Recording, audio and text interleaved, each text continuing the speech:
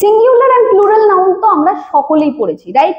কিন্তু পরীক্ষায় খুব বেশি বেশি করে ফার্নিচার দিয়ে কিন্তু সিঙ্গুলার এন্ড প্লুরাল দেয়, রাইট? এখানে তিনটে সেন্টেন্স আমি লিখেছি। এখানে বলছে the furnitures have arrived, all pieces of furnitures have arrived, all pieces of furniture have arrived.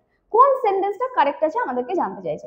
দেখো বলছে দ্য ফার্নিচার্স হ্যাভ অ্যারাইভড। এখানে মনে রাখো যদি কোনো সেন্টেন্সে ফার্নিচার, লাগেজ, ব্যাগেজ দেখতে পাচ্ছ, দিস আর আনকাউন্টেবল, মানে ইটসেলফ এরাই কিন্তু singular and itself this are plural. ঠিক আছে, একে প্লুরালাইজ বা কাউন্টেবল কিভাবে করবে? মনে রাখবে আমার কাছে অনেক ফার্নিচার আছে, তাহলে কিন্তু আমি ফার্নিচারস করতে পারবো না। তাহলে আমি একে কাউন্টেবল কিভাবে করব? মনে রাখবে অল পিসেস অফ ফার্নিচার বা a lot of furniture, a piece of furniture, এইভাবে কিন্তু আমি একে কাউন্টেবল করব, রাইট? এখন আমি দেখো ভার্বটা কি করেছি, হ্যাভ করেছি, তার মানে নিশ্চয়ই আমার ফার্নিচার অনেকগুলোর কথা বলছে, দ্যাট মিন্স প্লুরাল ফর্মে ইউজ করব।